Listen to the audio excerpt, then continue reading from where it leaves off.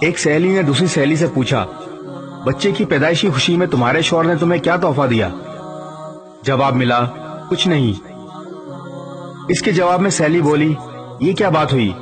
اس کی نظر میں تمہاری کوئی اہمیت نہیں؟ ان الفاظ نے دوسری سہیلی کے ذہن میں زہر کا کام کیا اور وہ اپنے شوہر سے لڑ پڑی۔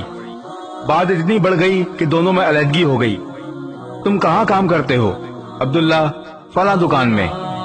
ماہانہ کتنی تنخواہ دیتا ہے؟ عبداللہ، 18,000 روپے۔ 18,000 روپے؟ بس؟ تمہاری زندگی کیسے کٹتی ہے اتنے پیسوں میں؟ عبداللہ، بس یار کیا بتاؤں۔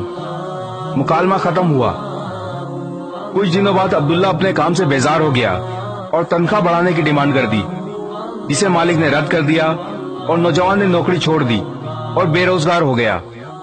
ایک صاحب نے ایک شخص سے پوچھا جو اپنے بیٹے سے الگ رہتے تھے، تمہارا بیٹا تم سے بہت کم ملنے آتا ہے، کیا اسے تم سے محبت نہیں؟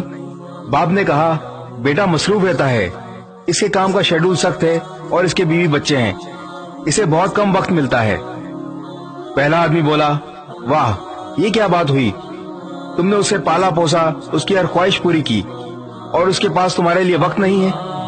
اس گفتگو کے بعد باپ کے دل میں بیٹے کے لیے خلش پیدا ہو گئی، اور باپ ہر وقت یہی سوچتا رہتا کہ اس کے پاس سب کے لیے وقت ہے سوائے میرے۔ یاد رکھیے، زبان سے نکلے الفاظ دوسروں پر بڑا گہرا اثر ڈال سکتے ہیں۔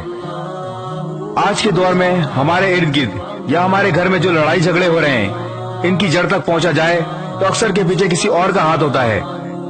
وہ یہ نہیں جانتے کہ نادانی میں یا جان بوجھ کر بولے جانے والے جملے کسی کی زندگی کو تباہ کر سکتے ہیں۔